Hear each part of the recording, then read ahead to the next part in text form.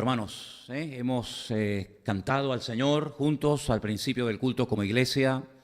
Nuestro hermano Luis Avero nos ha cantado algunas de sus alabanzas. Hemos escuchado una lectura bíblica. Hemos escuchado algunos anuncios referentes a actividades de mujeres, de jóvenes. Ahora queremos que la palabra que va a ser compartida, pues por supuesto que sea de bendición para todos los que lo vamos a oír y también para mí que lo voy a compartir. Pero sobre todas las cosas estamos en esta etapa, en esta serie de educación cristiana, en la que queremos que el Señor nos eduque, que el Señor trate con nuestra vida. He dicho muchas veces durante estas clases que estamos teniendo que el objetivo no es mejorar, el objetivo es cambiar. No queremos simplemente mejorarnos o conformarnos con una mejoría, sino con un cambio radical en nuestra vida. Y el único que lo puede hacer es nuestro Dios. Hablemos con Él y pidámoselo en oración. Señor, te damos muchas gracias porque tu palabra es viva, es eficaz, sirve para reprender, para corregir, para exhortar, para animar, para redarguir.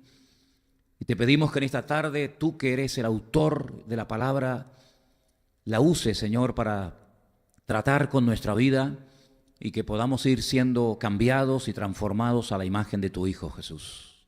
Te damos gracias por esta oportunidad de aprender y pedimos que a partir de estos momentos todo cuanto compartamos, todo lo que oigamos, caiga en buena tierra y produzca ese fruto para tu gloria y tu honra. En el nombre de tu amado Hijo Jesús decimos amén, amén, amén. El texto que estamos utilizando en este tercer punto o mejor dicho, segundo punto de conocernos a nosotros mismos, es el texto basado en una de las cartas del apóstol Pablo cuando dice, y todo vuestro ser, espíritu, alma y cuerpo, fíjate las tres cosas tan importantes que menciona, espíritu, alma y cuerpo, sea guardado irreprensible para la venida de nuestro Señor Jesucristo, ¿verdad? Vemos que el Señor le da mucha importancia al espíritu, al alma y al cuerpo. Hemos hablado de lo importante que es tener una buena y sana relación con el Señor, una relación de cercanía, de proximidad, de transparencia, una comunión diaria y permanente con Él, una relación basada en una experiencia que tuvimos en un momento puntual de la vida, que la llamamos el nuevo nacimiento, la conversión, en fin. Y a raíz de ese momento, a raíz de ese día, nuestra vida comenzó a ser diferente, por dentro y por fuera. Pero vimos que donde el Señor entró fundamentalmente y lo que el Señor hizo nacer de nuevo fue nuestro espíritu.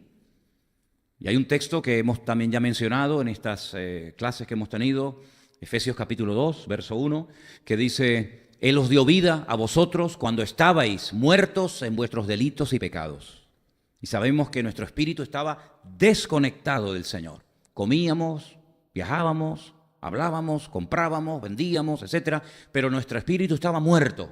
Nos pasaba un poco lo que le pasaba a esa iglesia del Apocalipsis, que el Señor cuando la confronta y le habla, dice, ustedes tienen nombre de que viven, pero ustedes están muertos. Bueno, a nosotros nos pasaba lo mismo. Nosotros caminábamos, viajábamos, íbamos cumpliendo años, nos vestíamos, entrábamos, salíamos, pero espiritualmente hablando, estábamos muertos.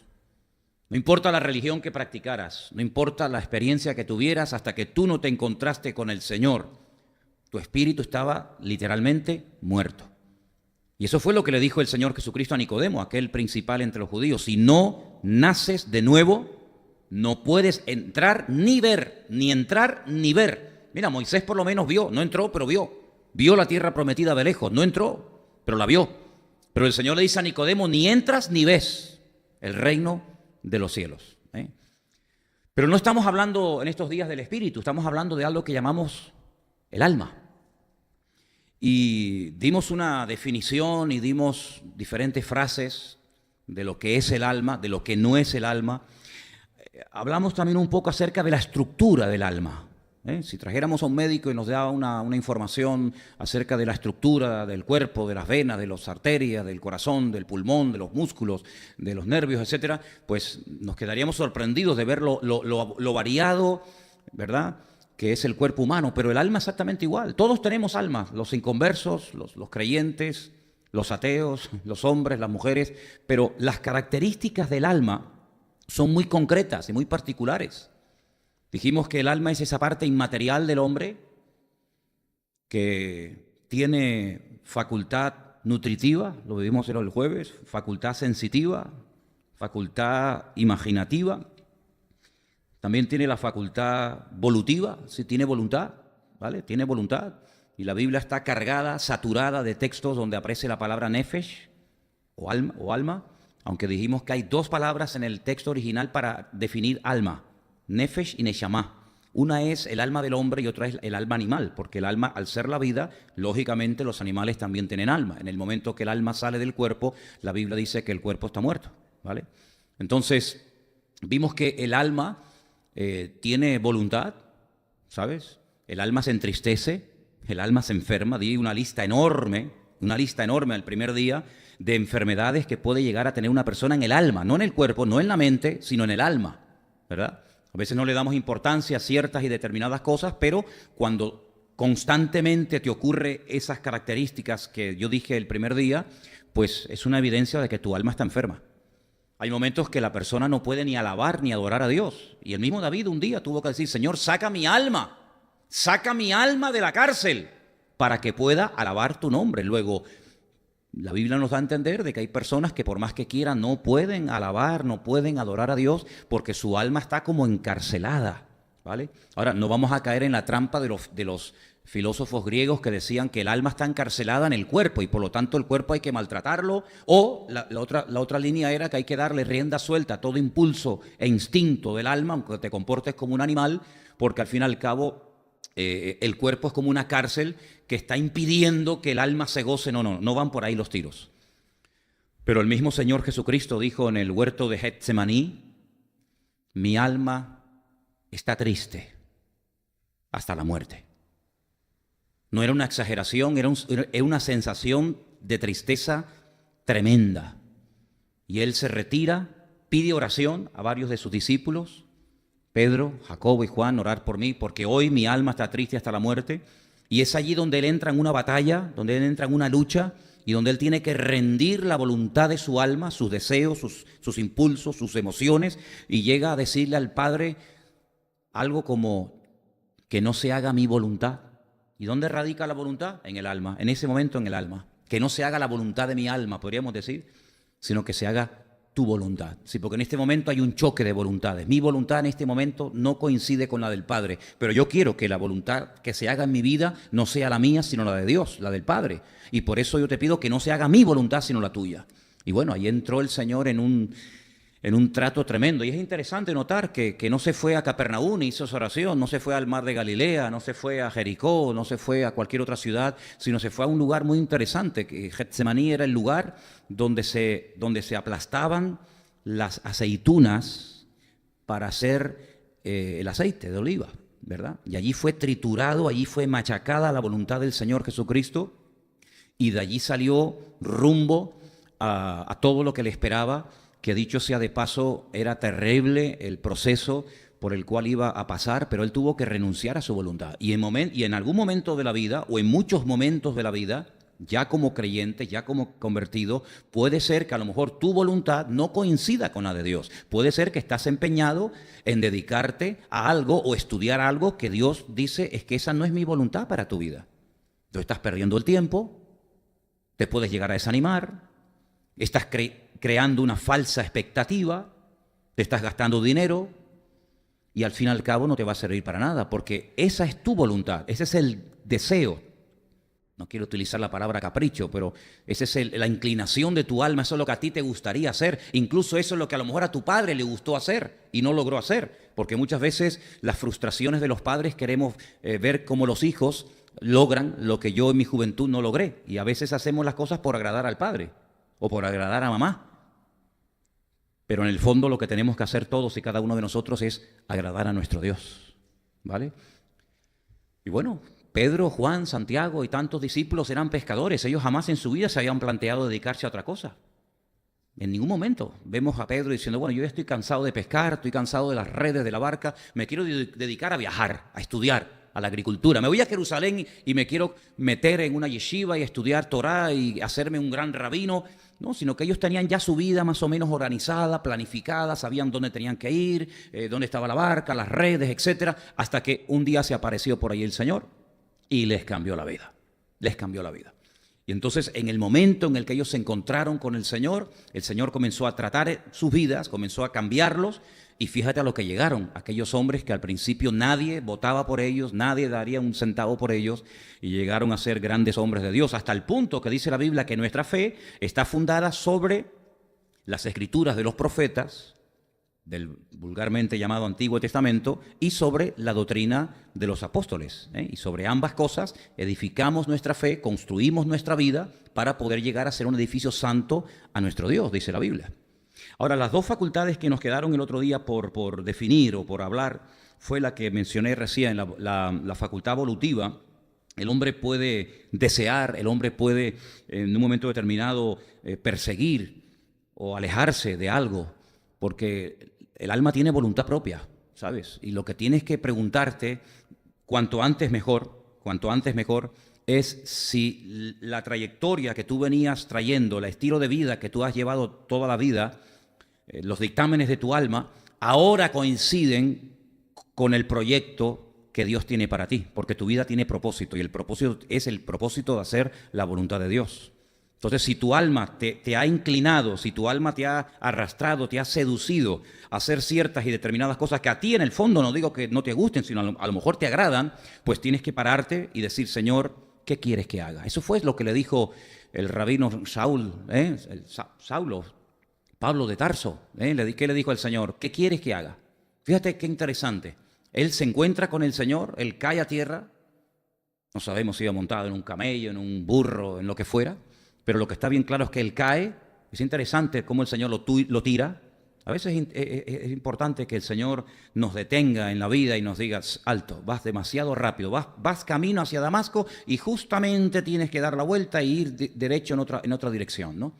Que eso es, al fin y al cabo, lo que es arrepentimiento, es un cambio de dirección. Y entonces, una vez que él se informa, una vez que él tiene claro quién es el autor de esa experiencia, ¿quién me ha tirado? ¿Quién me ha dejado ciego? ¿Con quién estoy hablando? ¿Quién me está diciendo dura cosa te es dar cosas contra el león? ¿Con quién estoy hablando? Y le dice la respuesta, yo soy Jesús.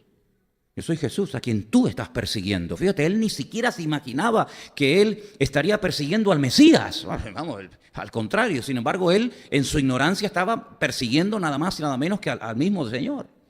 Una vez que él sabe con quién se está entrevistando, una vez que sabe con quién está hablando, fíjate lo sabia de la segunda pregunta. ¿Y qué quieres que haga? Ya sé con quién estoy hablando, pero a mí no se me va a aparecer el Señor Jesucristo para decirme, hola, ¿qué tal? ¿Cómo estás? Sino a mí se me presenta el Señor Jesucristo para decirme algo. Porque nunca, jamás, el Señor se ha manifestado, se ha presentado a la vida de nadie y no le ha dicho algo concreto que a lo mejor iba en contra de sus pensamientos o en contra de su estilo de vida. Dice la Biblia que nuestros pensamientos muchas veces no son sus pensamientos, ni nuestros caminos son sus caminos. Por lo tanto, él le dice al Señor, ¿qué quieres que haga? Oye, gloria a Dios que le hizo esa pregunta, porque obtuvo respuesta. Las preguntas que nosotros le hagamos al Señor siempre obtendrán respuesta. ¿Están de acuerdo conmigo? Y a veces la respuesta es un no. A veces la respuesta es un silencio, pero también es una forma de responder, ¿vale? Y hay que saber interpretar los silencios de Dios, porque el silencio de Dios habla. El silencio es algo muy importante en la música. De hecho, figura en el pentagrama. Tú vas leyendo el pentagrama, las notas, y hay una figura que te dice silencio, ¿verdad? Selah, dicen los salmos, hay un silencio. Y Dios también a veces hace silencio. Y hay que saber interpretar el silencio. Los músicos tienen que saber interpretar la figura del pentagrama que dice silencio. Y a veces nuestro Dios guarda silencio. Y no significa de que no tenga nada que decir, sino dice que a veces calla, guarda silencio por amor. ¿De acuerdo? Y hay que saber interpretar por qué si me ama guarda silencio y no me dice nada. Porque a lo mejor te está diciendo mucho, pero tú no lo sabes entender o interpretar. Bueno, pues la Biblia nos enseña que tenemos que adaptar nuestra voluntad a la voluntad del Señor Jesucristo. Dice, entra en la ciudad y se te dirá, tiempo futuro, se te dirá lo que tienes que hacer. Exactamente igual como trató a Abraham. Sal de tu tierra y de tu parentela. Una orden de tiempo presente. ¿Y a dónde voy? A la tierra que yo te mostraré. Es decir, que salió, dice literalmente la Biblia, sin saber a dónde iba. Pero cuanto antes salgas, antes vas a llegar. En el momento en el que empieces a caminar, empieza el proceso de la revelación del lugar específico al que Dios te va a llevar. Así que, si quieres saber a dónde tienes que llegar, sal cuanto antes. Es decir, comienza a cambiar, comienza a soltar amarras, comienza a despedirte de padre, de madre, de casa, de amigo, de herencia, de religión, de costumbres, etc. Y cuanto antes salgas, antes vas a llegar. Y entonces Pablo dice en la Biblia que llegó a la capital de Siria, capital que en este momento está en plena guerra, prácticamente destruida en 3/4 partes, y llegó a Damasco, que es una de las ciudades más antiguas del mundo, junto con Jericó y junto con otras también que menciona la Biblia. Y cuando estaba allí orando, a los pocos días llegó un tal Ananías, que no es el Ananías que murió en la iglesia por haber intentado engañar a los hermanos y al Señor, haciéndoles creer que había vendido una herencia y que estaba dando todo. No, es otro Ananías, ¿vale? Otro Ananías, este es un Ananías bueno, aquel era el Ananías malo. Entonces llega y Ananías le dice, hermano Pablo, ya lo llamaron, ahí el trato es diferente. Dice que le impuso las manos, cayeron como escamas cayeron de sus ojos, recobró la vista y entonces le dice, el Señor se te apareció para esto. Y desde ese momento hasta el final de su vida, Pablo, sabía perfectamente a lo que Dios lo había llamado y a lo que el Señor no lo había llamado. Él no tardó 20 años en decir, bueno, ¿y cuál es la voluntad de Dios para mi vida? ¿Y cuáles son mis dones? ¿Y qué soy? ¿Misionero, apóstol, pastor, evangelista, profeta, diácono? ¿Qué soy? Desde el primer momento, él recibió instrucciones concretas y específicas y dice que al momento, a los pocos días, ya estaba predicando de Cristo en las sinagogas. ¿Por qué? Porque él ya sabía a quién tenía que servir y qué pedía el que le había llamado al ministerio. Entonces vemos que en nuestra vida tiene que existir ese proceso. Primero una conversión, un encuentro genuino, real con el Señor, que nos transforma, que nos cambia. Y la pregunta es, ¿y ahora qué? ¿Y ahora qué? ¿Sigo igual que seguía antes de conocer al Señor? ¿Sigo con mi estudio de medicina, de arquitectura, con mi taller de cerámica, con el coche que soy ahora taxista o camionero? ¿Sigo? Sí, sigo. Sí, amén, vale, sigo. Pero a lo mejor el Señor dice, no, tú no sigas. Tú date la vuelta y ahora resulta que deja todo esto, que yo tengo otra vida diferente para ti. Y claro, hay que arriesgarse. La vida cristiana es sinónimo de riesgo. No solamente de compromiso, es riesgo. Es una aventura. Es una aventura donde no hay mapa, no hay GPS, no hay brújula, no hay estrellas que puedas ver, sino el Señor es mi pastor. Y nada me faltará. En ese caminar, en esa trayectoria, yo voy a ir descubriendo la naturaleza, la esencia de mi Dios. Él se va a ir revelando a mi vida, a veces un sueño, una visión, un testimonio, una alabanza, una predicación, no, me da igual. Y el Señor me va a ir tratando y moldeando, y el que comenzó en nosotros la buena obra, la perfeccionará hasta el día de Jesucristo. ¿Cuántos dicen amén? Es todo lo contrario a lo que le pasa a los deportistas de élite. No sé si se han enterado. El hombre, el hijo del viento, ¿no? El hombre más rápido del mundo, este jamaicano tremendo, no recuerdo el nombre, disculpe. Usain Bolt, eso es. 10 años consecutivos nadie le ganaba. 100 metros los ganaba, 200 metros los ganaba. Era un fuera de... La verdad que era un espectáculo ver a este hombre corriendo.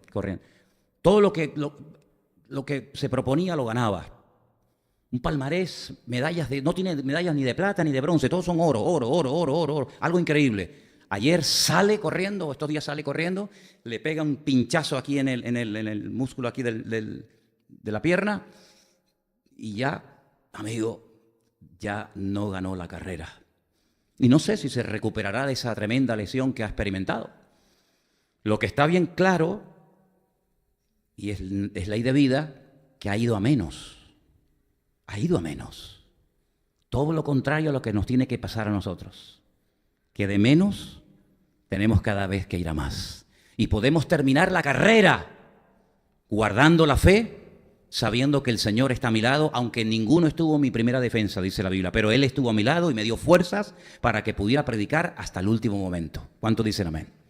Así es que la voluntad del alma, tenemos que encauzarla, orientarla en una base bíblica, en una base conforme a la palabra, en base a la voluntad de Dios. Y la última facultad del alma es racional. El alma puede pensar, el alma puede racionalizar, el alma puede reflexionar, el alma puede adquirir conocimiento y sabiduría, ¿vale? Pero nosotros no hemos sido llamados para ser dirigidos por el alma. Nosotros hemos sido llamados para ser dirigidos por el Espíritu. Romanos capítulo 8 dice que los que son guiados por el Espíritu de Dios, esos son hijos de Dios. No menciona la palabra sentimientos, ni emociones, ni inclinaciones, ni tendencias, sino los que son guiados por el Espíritu, esos son guiados, esos son hijos, esos son llamados y considerados hijos de Dios. Ahora, puede ser, la última canción que cantó hermano Luis Avero, había una parte, corrígeme, esa parte que decía si hay algo que no está bien pintado, dibujado, ¿no? Que lo quite, ¿no? Que lo borre, ¿cómo era? ¿Cómo decía esa última frase? Borra las paredes que controlan mi dolor, que mostraban mi dolor, que las borre. Ok. Si nosotros nos autoanalizamos y nos probamos a nosotros mismos, porque una cosa es que Dios te pruebe y otra cosa es que tú te pongas a prueba. Las dos cosas son bíblicas y las dos cosas hay que hacerlas. Dios nos pondrá a prueba sin pedirnos permiso. Tiene todo el derecho y toda la libertad del mundo para ponernos a prueba cuantas veces Él lo crea conveniente. ¿Sí o no? Pero dice la Biblia que también nosotros tenemos que ponernos a prueba. Y si nos ponemos a prueba y te examinas y reconoces qué parcelas, qué áreas de tu vida tienen que ser transformadas y cambiadas o echadas fuera, dice, Dios no te va a juzgar porque tú mismo ya te has juzgado. Tú mismo has tomado medidas diciendo, Señor, no hace falta que me diga que haga esto, esto y aquello, porque yo mismo, con el conocimiento que tengo, con la persona del Espíritu Santo en mi corazón, yo he llegado a la conclusión, he discernido que hay una serie de elementos en mi vida que no te glorifican. Y yo mismo he tomado la determinación de eliminarlos. Entonces dice, nadie te va a juzgar, ni siquiera el mismo Dios, porque tú mismo has hecho una función preventiva. Tú mismo te has examinado, te has probado y te has dado cuenta de que en ese área tienes que cambiar. Ahora, hay un pasaje de la Escritura muy interesante que yo quiero compartir con ustedes y está en el libro del Génesis. En el libro de Génesis, capítulo 21, Génesis capítulo 21, hay una historia que estoy convencido que si tú la lees así fríamente, sin pasión, sin ningún tipo de prejuicio, puede ser que cuando termines de leerla, tú puedas llegar a la conclusión de decir, esto es una injusticia como una catedral de grande. Puede ser que en un momento determinado tú discrepes y digas, esto estuvo mal hecho, pero la realidad es que se hizo. Aquí hay un problema familiar. Resulta que el patriarca Abraham, de parte de su esposa Sara, sabiendo ella que es estéril y que él está como loco por ser padre y que tiene una preocupación, que toda su herencia la va a heredar un criado llamado Eliezer, un buen hombre de Damasco precisamente, pero que no, al fin y al cabo no es su hijo, ella le propone, al salir de Egipto, el faraón le dio un regalo a Abraham, cuidado con los regalos que te den, porque salió de Egipto, pero Egipto no salió de la casa. Él se llevó un trocito de Egipto. Y ese trocito de Egipto tiene nombre y se llama Agar. Y Agar era la esclava de Sara. Y ella le propone a su marido, costumbres de la época, no trasladen el símil hoy en día, porque entonces estamos errando el blanco, que mantenga relaciones con ella. Y el hijo que ella va a parir, pues sería como el heredero y sería considerado como el hijo de Abraham y en cierto sentido también de Sara. Abraham mantiene relaciones con su criada, con Agar, ella queda embarazada y cuenta la historia lo siguiente. Génesis capítulo 21, verso 8. El niño creció, fue destetado Y Abraham hizo un gran banquete el día que fue destetado Isaac. Y dio Sara que el hijo de Agar, la egipcia, el cual ésta le había dado a luz a Abraham, se burlaba de su hijo Isaac. Versículo 10. Por tanto dijo Abraham: echa a esta sierva y a su hijo, porque el hijo de esta sierva no ha de heredar con mi hijo Isaac. Pero lo que le está pidiendo su esposa a Abraham es muy fuerte. Primeramente me dice que me acueste con ella y ahora me dice que la eche. Pero que ahora no solamente me estás pidiendo que la eche, sino me estás pidiendo incluso que al hijo, que yo he tenido un hijo con esta mujer, que también lo eche.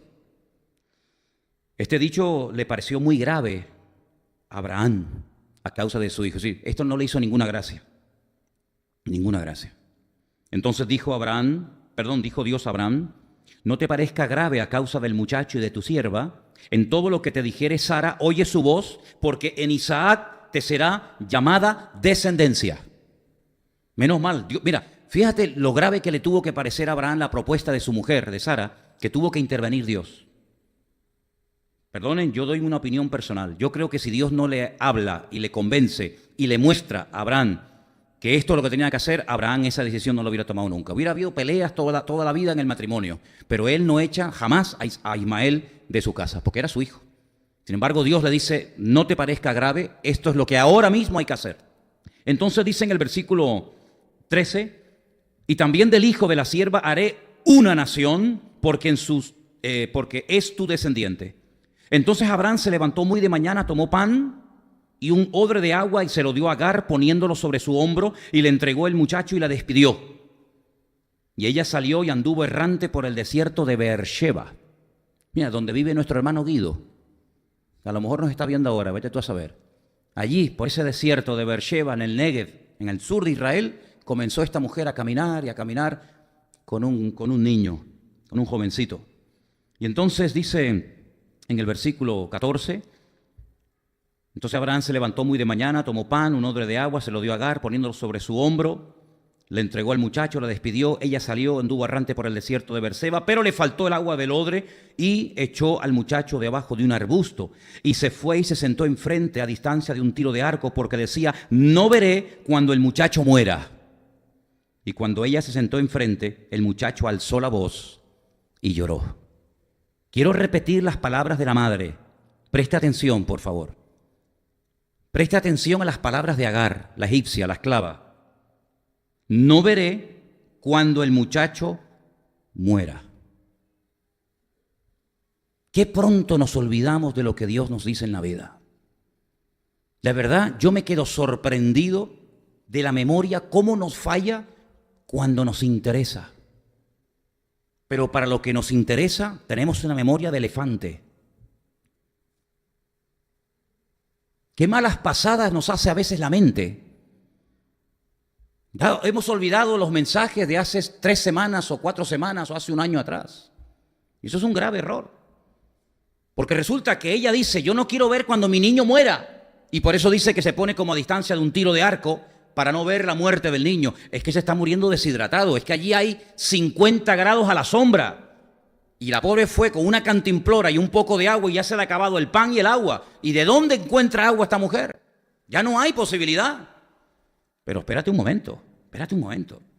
Es que resulta que hay otro pasaje anterior a este, que ahora lo vamos a ver, donde un día Dios, a través de un ángel, le habló a Agar. Y quiero decirte como dato informativo que a la primera persona en la vida que le habló un ángel no fue ni a un profeta ni a un discípulo, sino fue a una mujer, concretamente a esta egipcia llamada Agar.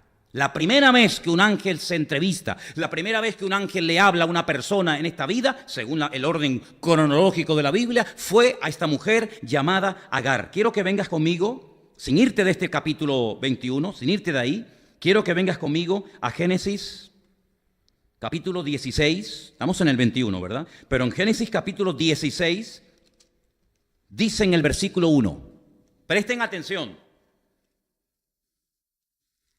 Sarai, mujer de Abraham, no le daba hijos, y ella tenía una sierva egipcia que se llamaba Agar.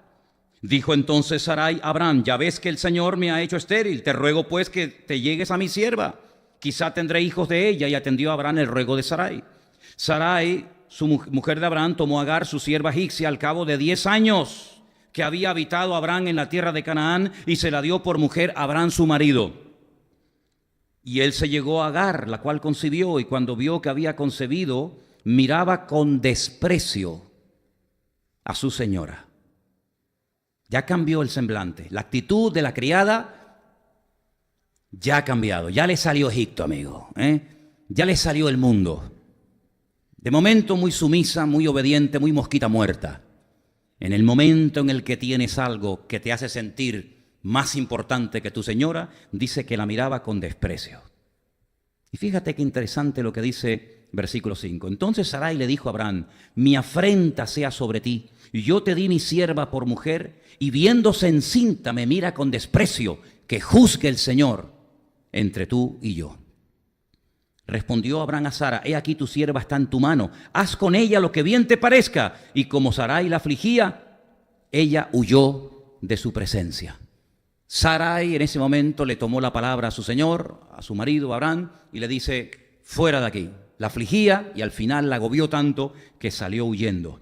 Y mira lo que dice el versículo 7, y es el primer encuentro de un ángel con una persona, en este caso con una mujer. La halló el ángel del Señor junto a una fuente de agua en el desierto, junto a la fuente que está en el camino de Sur.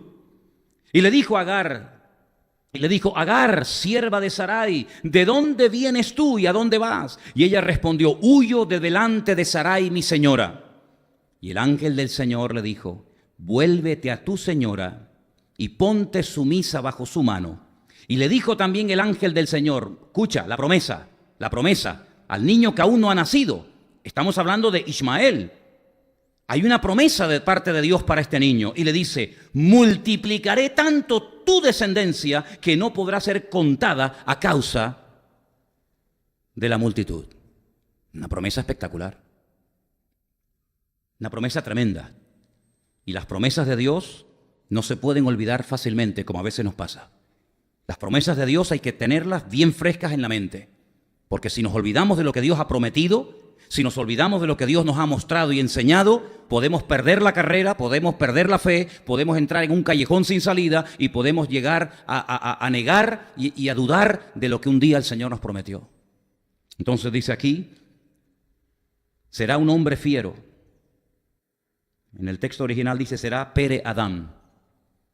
Será un salvaje hombre. Y no es que esté mal puesta, sino se puso así a propósito, para que la característica de su carácter prevaleciera por encima de su persona. No dice que será un hombre, un ser humano fiero, sino que será una fiera humana. Es decir, tendrá un carácter terrible, un Pere Adán. Su mano será contra todos y la mano de todos contra él, y delante de todos sus hermanos habitará. Aquí no se le está prometiendo que el niño va a morir, que va a abortar, que va a morir prematuramente. Aquí se están dando promesas espectaculares de descendencia, de multiplicación, etc. Y dice el versículo 3, entonces llamó el nombre de Dios. ¿Quién puso ese nombre? Ella, debido a la tremenda experiencia que acaba de tener, a la palabra profética, a las promesas que Dios le ha dado a Agar, ella toma la decisión, y es la primera vez en la Biblia. Estamos viendo cosas muy interesantes, yo creo. Es la primera vez en la Biblia que una persona dice: yo voy a llamar a Dios Atá el Roí. Ahora te voy a explicar lo que significa eso. Lo llamó Atá el Roí. Y dice aquí en español, versículo 13, entonces llamó el nombre del Señor que con ella hablaba: tú eres Dios que ve. Tú eres Dios que ve. Eso en hebreo se dice Atá el Roí. Quédate con esa palabra. Ella le llamó a Dios Roí. Y dice el versículo 13 al final: ¿no he visto también aquí al que me ve? Por lo cual llamó. Ahora no solamente utiliza un nombre para definir a Dios, sino que le pone el nombre al lugar donde Dios se le reveló y donde Dios le habló. Y dice: y llamó a aquel pozo el pozo del viviente que me ve. He aquí, está entre Cades y Beret. Y Agar dio a luz un hijo a Abraham, y llamó a Abraham el nombre de su hijo que le dio, Agar, Ismael, y era Abraham de edad de 86 años cuando Agar le dio a luz a Ismael. Le puso un nombre a Dios y le puso un nombre al lugar, al pozo donde Dios le habló. El pozo del viviente que me ve, y este se llamará el Dios, como dice aquí, el Dios que me ve. Eso está en el capítulo 16. Si volvemos al capítulo 21, cuando ella ahora está sin agua, cuando ella ve ahora que el niño ya está totalmente deshidratado y toma la decisión de apartarse de él para no ver cómo muere, aquí se produce una incongruencia. Vamos a ver, a ti no te dijo el Señor que tu hijo que lleva en su nombre el nombre de Dios, Ismael, todo lo que termina en él siempre es Dios. Él significa Dios en la Biblia. El que ha oído a Dios, el que oye a Dios.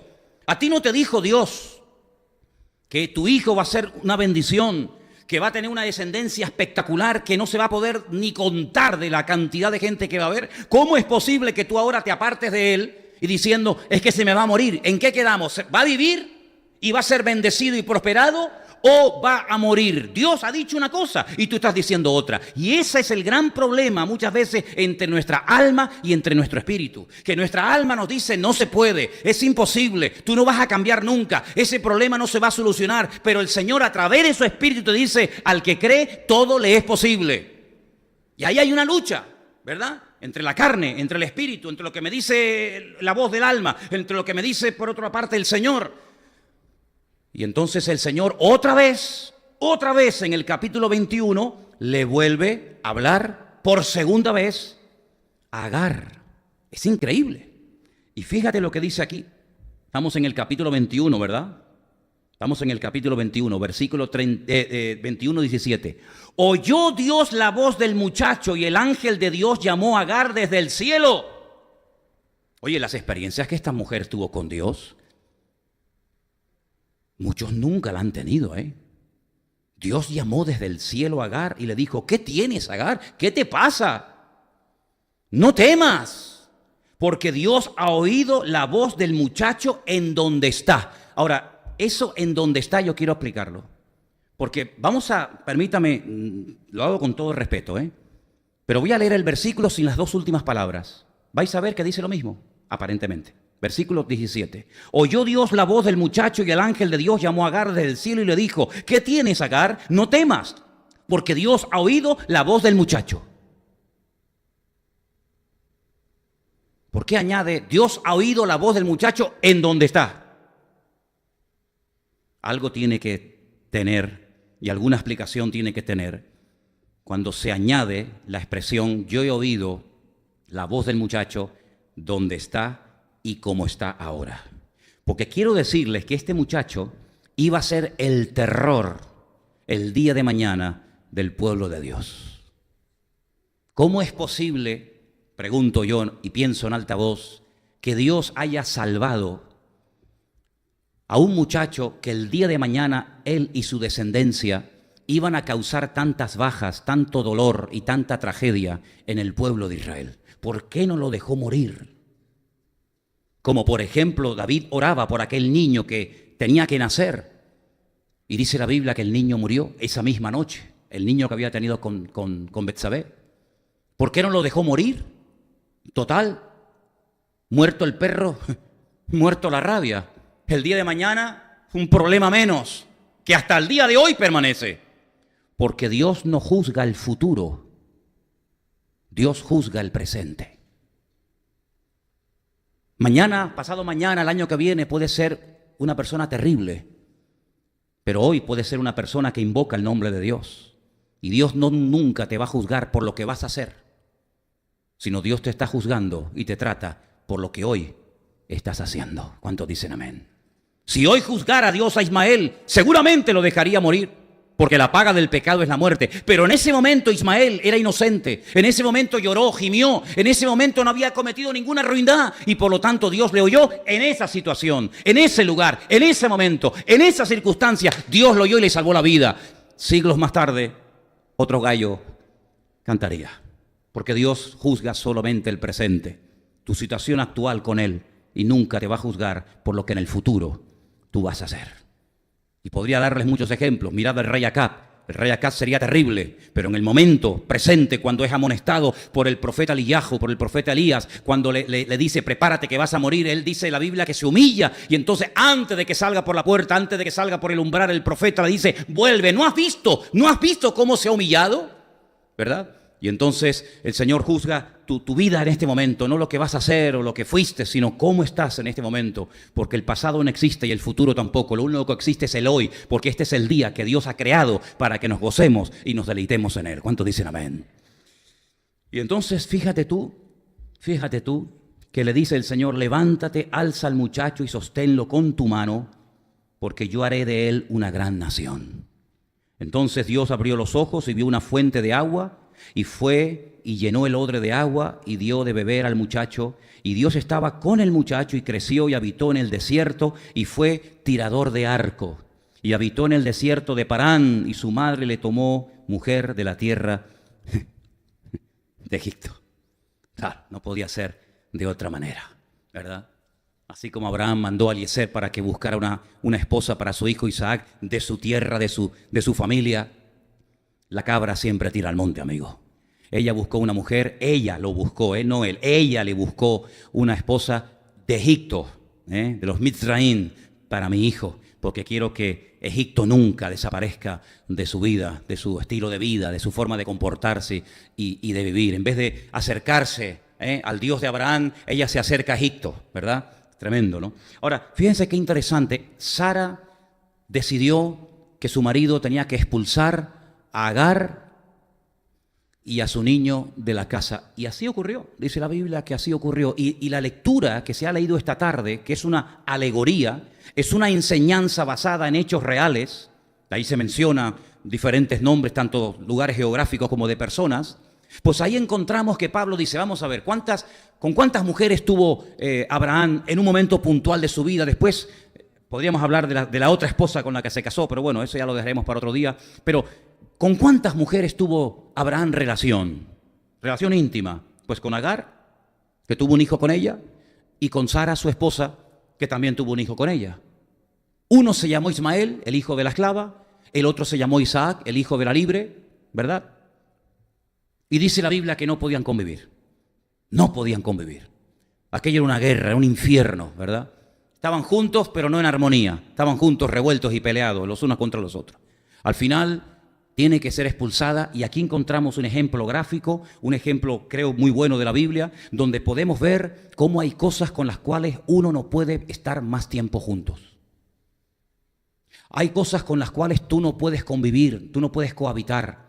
Hay cosas con las cuales, actitudes, palabras, tal vez hasta personas, etcétera, con las cuales tú no debes de perder más el tiempo. En el momento en el que Ismael y Agar se fue de casa, Dios tomó cartas en el asunto en esas dos vidas, y automáticamente Dios comenzó a tratar, y Dios comenzó a hablar, y Dios comenzó a ministrar la vida de Isaac, que al fin y al cabo iba a ser en el futuro su legítimo heredero. Pero fíjate a las pruebas a las cuales Dios los llevó. A uno le dice que lo eche y a otro le dice que lo mate.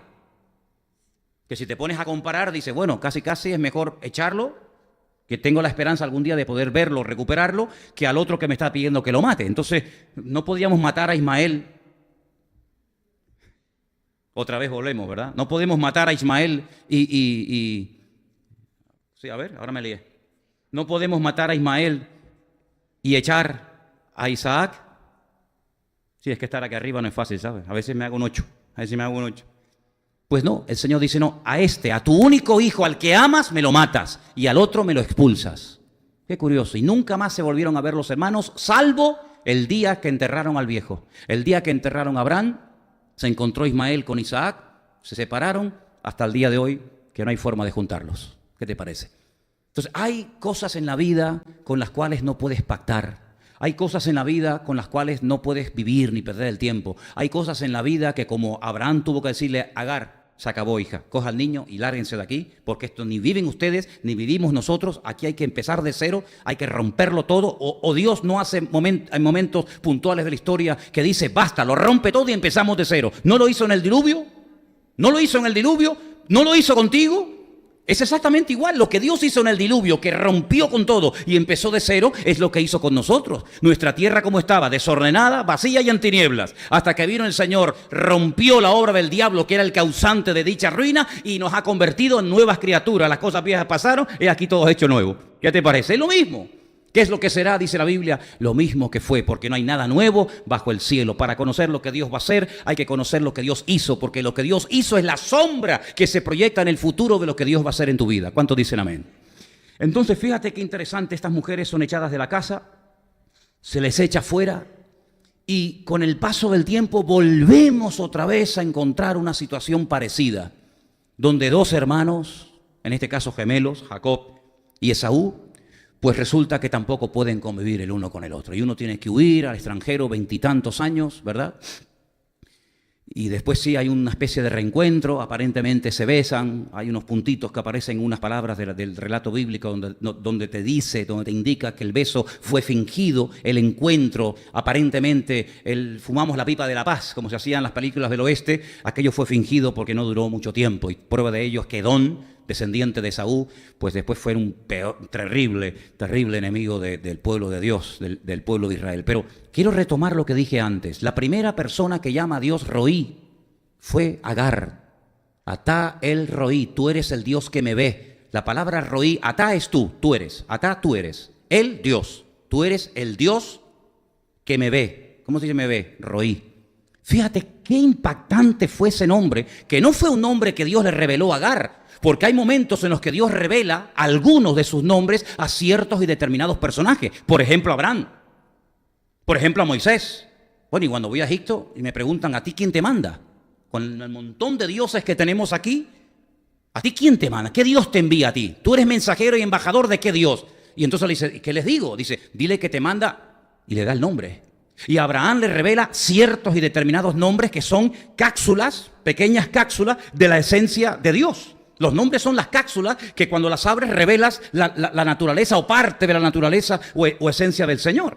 Sin embargo, a Agar no le dijo Dios, es que yo soy Roí, sino fue un nombre que ella, en su experiencia tan impactante, marcó su vida y dijo, es que tú me ves. Oye, qué tremendo, ¿eh? Es que el Dios vivo y verdadero ve. Los dioses de las naciones son ciegos, tienen ojos pero no ven, tienen boca pero no hablan, tienen pies pero no caminan, tienen orejas pero no oyen. Semejantes a ellos son los que los fabrican y los que los adoran. Pero ella sabía perfectamente que Dios la veía, y a ella y a su hijo, porque Dios te ve a ti, mamá, y Dios también ve a tus cachorritos. Y Dios te ve a ti como hijo, pero también ve a tus padres, porque no hay nada que se escape de la mirada de nuestro Dios. Bueno, lo que voy, fíjate qué impactante tuvo que ser esa experiencia que lo llamó a Dios Roí, el que me ve, que cuando vas al Salmo 23, siglos más tarde, ¿quién escribió el Salmo 23? David. El Salmo 23, en nuestra versión dice, el Señor es mi pastor y nada me faltará. ¿Sabes qué nombre aparece en el Salmo 23:1? Adonai Roí. Roí. El Señor es mi Roí. Y nosotros hemos traducido Adonai Roí por el Señor es mi pastor. Pero también se podía haber traducido sin ningún problema, el Señor que me ve suplirá todas mis necesidades. Porque pastor se pronuncia exactamente igual que el nombre que Agar le puso a Dios para definirlo, Roí, el que me ve. Y el pastor es el que ve. El que otea el horizonte, el que observa si viene algún peligro. La oveja no se entera, la oveja está comiendo y comiendo, la oveja está en otro planeta, la oveja está en su mundo, pero el pastor está por encima de la cabeza de las ovejas y observa que allí hay una manada de lobos, o allí hay un barranco que se pueden caer, o allí hay buenos pastos a los que hay que ir, o por aquí hay mucho calor y hay que cambiar de ambiente y de lugar. Y ese Roí es pastor. Luego, nuestro pastor, nuestro Dios, nos observa de noche y de día. Nos conoce perfectamente, sabe dónde estamos, dónde vivimos, qué nos pasa, cómo estamos en este momento, cómo estaremos en el futuro. Lo sabe y lo conoce todo, porque ella dijo, tú eres el Dios que me ve. Y David dijo, el que me ve, el que me observa, es mi pastor. Y por eso, como él me observa, nada me faltará, porque Él sabe lo que yo necesito y por lo tanto Él lo busca. Y yo no he visto nunca ninguna oveja que le diga al pastor, vete para allá, que allí están los prados. Nunca, sino que la oveja siga al pastor. Y esa es lo que tiene que hacer nuestra alma. Nuestra alma quien tiene que seguir es a nuestro Dios, porque Él nos ve y nos conoce. ¿Cuánto dicen amén? Cuando ya Isaac es grande, ya tiene 40 años, un poquito menos, 38, 39 años. El padre recibe una orden de su Dios tremenda. Lo que llaman lo que se conoce la aquedá. Aquedá es la atadura. Cuando atas, aquedá. La aquedá de Isaac. Cuando le dice Dios, vete a un monte que yo te mostraré. Yo te mostraré dónde está ese monte. Y allí sobre ese monte atas y sacrificas a tu hijo Isaac. Y dice la Biblia que sale Isaac con su padre, su madre se despide de ellos, de su hijo y de su marido. Ellos caminan 3 días, 72 horas desde Beersheba, el sur del país, hasta Moriyá. Moriyá, ¿sabe lo que significa?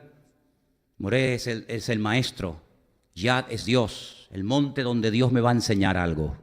El monte donde mi Moré, mi maestro, me va a enseñar una lección que va a marcar toda mi vida. Moriyá, el Dios que me enseña y me muestra verdades profundas.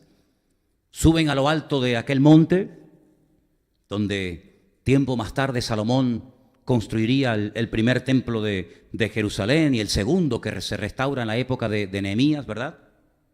Y es interesante notar que en aquel lugar Dios se revela como un Dios que va delante, proveyendo y cubriendo toda necesidad, fuera de toda posibilidad, ¿verdad? Y es entonces allí donde Abraham en su corazón sacrifica a Isaac. Dice la Biblia que para cometer un pecado no hace falta la acción, sino simplemente ya con el deseo, simplemente ya con el anhelo ya lo has cometido. Lo explicó el Señor cuando hablaba de las relaciones ilícitas sexualmente hablando, ¿no? Pues ya Abraham ya había sacrificado a su hijo, el día que salió ya lo había sacrificado. Y él descubrió que ni Ismael, su primer hijo, ni Isaac, su segundo hijo, que al fin y al cabo iba a ser el heredero, porque ese era el verdadero, que nació de una relación aprobada y respaldada por el Señor con su esposa, ni en uno ni en otro él tenía que depositar su confianza y su amor, sino que por encima de sus hijos, él tenía que tener bien claro que tenía que amar a su Dios. ¿Cuántos dicen amén? Y fíjate qué importante es esto, que cuando tiempo más tarde un gran hombre de Dios sube a lo alto de una montaña también, no esa, otra, a orar, y está allí en la presencia del Señor, primeramente en un periodo de 40 días y posteriormente en otros 40 días, total, 80 y tantos días largos, milagrosamente recibe toda la revelación de lo que llamamos la ley o la Torá.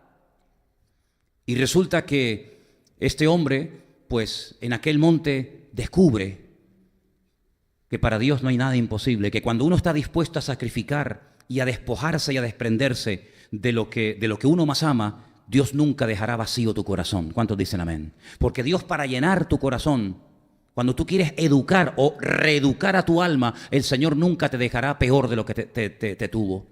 Pero fíjate, para que los sentimientos, el alma, la base, el fundamento de los sentimientos, de las emociones, de las acciones o reacciones del hombre, fíjate que ese hombre cuando baja de la montaña le enseña al pueblo pues todos los mandamientos y toda la historia de Abraham y de Moisés y del jardín del Edén, etc. Y llega al capítulo 6 del libro de Deuteronomio y le dice al pueblo de Israel: Israel, escucha, el Señor, nuestro Dios, es uno. Shema Israel, Adonai Eloheinu, Adonai Echad. Y cuando siglos más tarde un rabino se le acerca al maestro, a nuestro Mesías, al Salvador del mundo, y le dice: ¿cuál es el mayor mandamiento de todos? Mira que hay mandamientos, 613 concretamente. Pero de todos, ¿cuál es el más grande? Y el Señor le dice: amarás. Amarás. ¿A quién? ¿A Isaac? ¿A Ismael? No, amarás al Señor tu Dios con todo tu corazón, con toda tu alma. No, mente no menciona ahí. Y con todas tus fuerzas. Y con todas tus fuerzas. En el texto hebreo, mirar lo que dice. Shema Israel Adonai Eloheinu Adonai Echad Be'ahavta Adonai Elohecha Bechol levavecha Ufchol nafshecha Uchol meodecha. Menciona el corazón 2 veces. No dice Be'ahavta Adonai Elohecha Bechol lev. Corazón se dice lev, dice levavecha, con todo tu corazón, corazón. Lo menciona 2 veces. Perverso y engañoso es el corazón. Bienaventurados los de limpio corazón. Los que un día no dicen una cosa y mañana otra. Los que tienen el corazón, los impulsos del corazón centrados en Dios. El Señor está llamando a la puerta del corazón, a esa voluntad que a veces se transforma por alma, pero en ese caso no fue así. Y dice, y amarás al Señor tu Dios con todos tus sentimientos, con todas tus emociones, que dijo, con toda tu alma y con todas tus fuerzas. Es decir, con todo lo que tienes, con todos tus recursos materiales y humanos, con toda esa fuerza, que es la que a ti te proporciona fuerza, con esa fuerza tú tienes que amar al Señor. Hermanos queridos, cuando nuestra alma, que ha estado en nosotros desde el día de nuestro nacimiento, Dios la diseñó y la creó específicamente para ti, porque el alma es eterna, el cuerpo es efímero, está limitado por el espacio y por el tiempo, terminará algún día, pero el alma Dios te la dio, el alma es eterna. Ese alma es la que ha gobernado y dirigido nuestra vida hasta el día de nuestra conversión. No quedó muerta, no quedó anulada, no se fue, no fue desterrada como Agar e Ismael el día de tu conversión, sino que siguió estando ahí. Y por eso a veces demanda, y por eso a veces pide, y por eso a veces se encapricha. Y como dije el jueves, al alma hay que cuidarla, pero no mimarla. Una cosa es cuidar y educar un hijo, y otra cosa es darle todos los caprichos y consentir al niño. Y cuidado, porque Proverbios dice que el niño consentido avergonzará a su padre y a su madre. Y el alma tratada es un alma que puede glorificar a Dios hasta el punto que dice, yo puedo llegar a amar a Dios con toda mi alma, pero cuidado, porque si al alma la malcría, te puede llevar a las sensaciones más bajas que te puedas imaginar. Por eso Pablo dice, todo vuestro ser, no solamente le estén dedicando tiempo a vuestro espíritu, del cual ya hablaremos Dios mediante. No solamente cuiden el cuerpo, aunque Pablo dice que el ejercicio corporal para poco es provechoso, sino que también dice la Biblia, todo vuestro ser, e incluye el alma, sea guardado irreprensible. Es decir, tanto en la parte espiritual como en la parte física, como en la parte anímica, la parte del alma, todo tiene que estar conjuntado para que no sean rivales, para que no pelee Ismael con Isaac, ni Sara con Agar, sino que podamos estar unidos, porque cuando hay unidad y hay armonía, hay bendición y vida eterna. Entonces, aquí hay que dedicar tiempo, hermanos. Con Agar era imposible, ¿eh? Con Ismael era imposible. Pero a nosotros no nos queda más remedio que aceptar que somos espíritu, alma y cuerpo. Y tenemos que llevarnos bien. Tenemos que llevarnos bien los tres. Pero ¿cómo se unen y cómo se complementan el uno con el otro? Solamente de una manera, sometiéndonos al Señor nuestro Dios. Sometiendo el espíritu, sometiendo el alma, sometiendo el cuerpo al Señor, no pecarás ni con el alma, ni con tu espíritu, ni con tu cuerpo. Porque en la Biblia vamos a ver, Dios mediante, que se puede pecar de formas diferentes. Hay gente que peca con la mente, pero no con el cuerpo. Pero hay gente que peca con el cuerpo, pero no con el espíritu, con el alma. Y entonces vemos que las consecuencias de cometer pecados con el cuerpo son terribles. Pero las consecuencias de cometer pecados con el alma, ni te imaginas. Porque el cuerpo es el cascarón, es la parte visible de mi ser, pero el alma es la parte interior, pero que se manifiesta y muchas veces me lleva a hacer, a pensar, a desear y a codiciar cosas que van en contra de los deseos de Dios. Y por eso dice que hay como una guerra, hay como una pelea, y Pablo la admite, y Pablo no la esconde, sino que Pablo dice, hermanos, miserable de mí, hay dentro de mi vida una batalla. En ti, Pablo, sí, dentro de mí hay una batalla. Hasta el punto que a veces hago cosas que no quiero. Y lo que en el fondo quiero hacer no lo hago. Y dice, ¿quién me librará de este cuerpo de muerte? Y por eso te encuentras a un gran varón de Dios, representante en cierto sentido de toda la escuela profética del Antiguo Testamento, como Elías, en una cueva, diciéndole al Señor, no aguanto más, quítame la vida, estoy solo. Y el Señor le dice, no, no es verdad. Tus emociones te están traicionando, tus sentimientos están distorsionados. ¿Cómo que estás solo?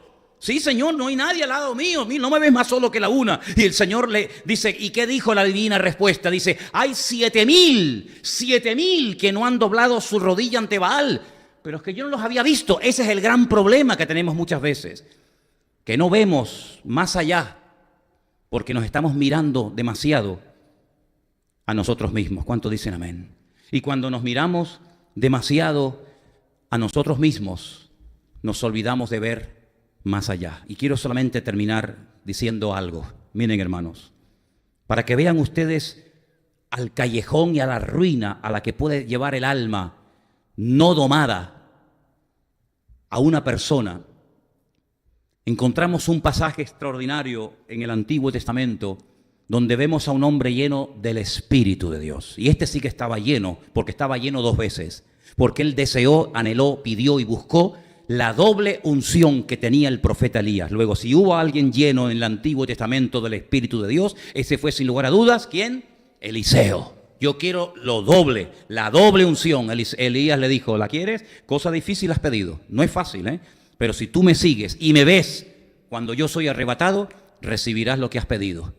Tenía un criado, tenía un siervo, como Sara tenía una criada llamada Agar. Este tenía un ayudante, un colaborador, un futuro discípulo, un futuro profeta llamado Giesi, que dice la Biblia que cuando vinieron a atacar y rodearon la casa del profeta Eliseo, entró dentro y le informó a su señora, a Eliseo, de que habían venido bandas armadas para matarlos. Y Eliseo, lleno del Espíritu de Dios, observó, pero dijo algo increíble. Le dijo, Señor, ábrele los ojos para que vea que más son los que están con nosotros que los que vienen contra nosotros. La mirada de Eliseo, la mirada de Giesi, 2 frecuencias diferentes. Uno solamente veía dificultades, nos van a matar, de aquí no salimos con vida, este es el último día de vida. El otro miraba la realidad, porque la fe no te ciega, la fe nuestra no es ciega, ¿eh? La fe ciega no sirve para nada. La fe te hace ver la realidad. Cuidado, allá afuera hay 500,000 soldados que vienen contra nosotros armados hasta los dientes. La fe no me hace tuerto, ni ciego, ni tonto. Es un culto racional, dice la Biblia. Es un culto pensante, no es un culto fanatoide, no es un culto místico, no es un culto fuera de toda, ¿verdad? Raciocinio, sino, sí, yo lo veo, pero aparte de lo que mis ojos de carne ven, yo veo más allá. Yo veo más allá. Yo veo ata el roí. Yo veo al que me ve. Y el que me ve me permite ver con sus ojos que estamos protegidos por la mano del Señor. No lo entiendes, ¿verdad? Dice que el hombre natural, el hombre que no tiene el Espíritu de Dios, no puede entender las cosas de Dios, porque para él son locura. No las puede entender. Es como explicarle a un ciego los colores. La canción que has cantado esta noche, hermano, ¿cómo le explicamos a un ciego el amarillo, el verde, el rojo, el violeta, el negro, el marrón? Es que no ha visto nada. Su mirada es una mirada su visión es una visión en negro. Él no sabe lo que son los colores. ¿Cómo le explica a un ciego los colores? Es imposible. No hay ninguna posibilidad, no hay ningún punto de referencia. ¿Cómo le explicas a uno que no tiene a Dios? ¿Cómo le explicas a un intelectual que puede ser un fenómeno? ¿Cómo le explicas que Dios tiene el control, el poder, la autoridad? Atá el roí. ¿Cómo le explicas a una persona que no tiene el Espíritu de Dios que el Señor está conmigo, que no me importa lo que me hagan, que me vienen por un camino, se van a ir por 7, que mayor es el que está en mí que el que viene contra mí, que aunque campe un ejército no temerá mi corazón? ¿Cómo le explico eso? Es imposible. Hasta que el Señor abre tus ojos y dice, yo perder la paz, el sueño y la tranquilidad por esta basura. Porque estamos rodeados de basura. Estamos rodeados de cosas que el día de mañana, cuando lleguemos a la presencia del Señor, vamos a pensar, pienso yo, ¿por qué me preocupé en aquella época de mi vida por aquella historia?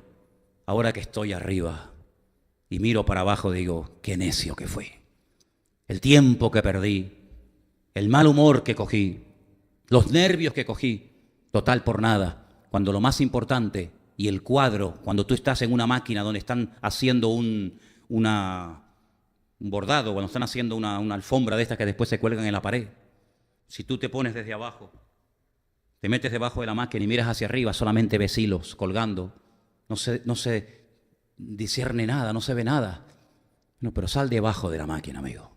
Ponte por encima y mira qué bonito, qué cuadro está haciendo, qué preciosidad, qué diferente, de estar mirando de abajo hacia arriba que de arriba hacia abajo. Pues ¿sabes lo que descubrió Saulo de Tarso? Que nosotros tenemos que aprender a sentarnos en los lugares celestiales con Cristo Jesús, para ver las cosas desde arriba hacia abajo y no de abajo hacia arriba, porque si miramos así, simplemente horizontal, dice, ponemos la mira en las cosas de la tierra, pero Dios nos quiere elevar. Si habéis resucitado con Cristo, poner la mira en las cosas de arriba, no en las de la tierra, y nos quiere elevar para que nos demos cuenta de que cuando uno está arriba, lo de abajo parece mucho más pequeño, queridos hermanos, y por eso a nuestra alma hay que reeducarla y hay que obligarla a la obediencia, hay que someterla al Señor. Lleva tiempo, claro que lleva tiempo, pero merece la pena, porque los beneficios van a ser tuyos y la bendición después vas a poder compartirla con los demás. Y ya termino y les prometo, cuando viene Isaac de aquel sacrificio que se escapó por los pelos, aunque él en cierto sentido era un muerto viviente, porque él murió también allí, ¿sabes? Él murió también allí, porque no solamente de muerte se muere, no solamente de muerte se muere. Hubo un sacrificio en el corazón de Abraham y hubo una muerte en el corazón de Isaac. Y cuando él vuelve, y tal vez su madre murió o a los pocos días murió, me da igual. Y él dice, la Biblia, que sale de la casa, dice que salió a meditar, salió a pensar, salió a reflexionar. Esto está en el libro del Génesis. ¿Y a dónde se fue a meditar? ¿A dónde se fue a pensar? ¿A dónde se fue a orar, a desahogarse, a gritar? Yo no sé a qué, pero dice que Isaac salió y se fue. Y resulta que nos lo encontramos en un lugar donde tiempo atrás había estado una mujer llamada Agar, donde allí le dijo a Dios, tú eres el Dios que me ve y este es el pozo del viviente que me ve. Y allí estando él orando en el pozo del viviente que me ve, seguramente recordando la historia de Agar, de cómo el niño no murió deshidratado, sino que un ángel le habló, porque esas cosas se contaban y se transmitían de padres a hijos, ¿verdad? Pues estando allí él orando y diciendo, Señor, tú le hablaste aquí un día a Agar, tú le hablaste y salvaste aquí a mi hermano, porque al fin y al cabo eran hermanos de padre, ¿verdad?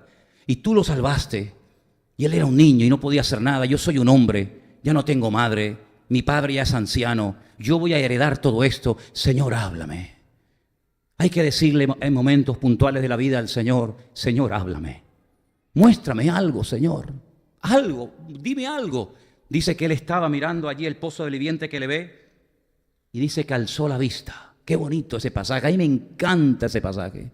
Dice que alzó la vista y vio a lo lejos una caravana de camellos que venían en dirección a él. Pero claro, él miraba y también lo miraban. Es como Dina, ¿no? Cuando salió a mirar, también la miraron a ella. Él observaba y también él era observado. Y mientras él miraba aquellos camellos en el horizonte y no veía nada más que camellos que venían hacia él, una joven lo vio. Y le dice a un criado fiel llamado Eliezer, el hombre de confianza de Abraham, su padre, le dice, ¿quién es aquel hombre que está en el campo? Y le dice, este es el hijo de mi señor, este es tu futuro marido. Entonces dice que se baja del camello, se cubre, se va hacia él y allí se produce el gran flechazo. Y entonces dice que se la llevó a la tienda de su madre y allí se consoló con su esposa por la pérdida de su madre. ¿Te das cuenta cómo hay lugares y momentos en la vida en los que tenemos que encontrarnos con Dios? Y creo que tú y yo y muchos de los que estamos aquí hemos llegado a un punto en nuestra vida en el que necesitamos encontrarnos en el pozo del viviente que me ve. ¿Y sabes dónde está ese pozo esta tarde? Este es el lugar donde hoy Atá el Roí, el Dios que nos observa, el Dios que nos pastorea y el Dios que nos ve, está esta tarde en este lugar observando tu vida. ¿Por qué no cierras tus ojos y le dices al Señor, tú que me estás viendo ahora mismo, Padre, Tú que me estás viendo y observando ahora mismo perfectamente, Señor. Tú que ves mi entrar y mi salir, mi alzarme y mi sentarme. Tú que ves cómo está el estado de mi alma, de mi cuerpo y de mi espíritu. Atá el roí, tú que me ves, mi Señor. Tú que me ves y me ves perfectamente, porque me ves por fuera, pero sobre todo por dentro. Señor, si mi alma está deteriorada, si mis emociones están heridas, si mi corazón está partido, yo te pido, Señor, que tú me sanes. Porque la promesa del Señor es que el Espíritu de Dios ungió al Mesías, Yeshua, para sanar a los quebrantados de corazón. Aleluya. ¿Te das cuenta cómo hay momentos que el corazón necesita ser tratado?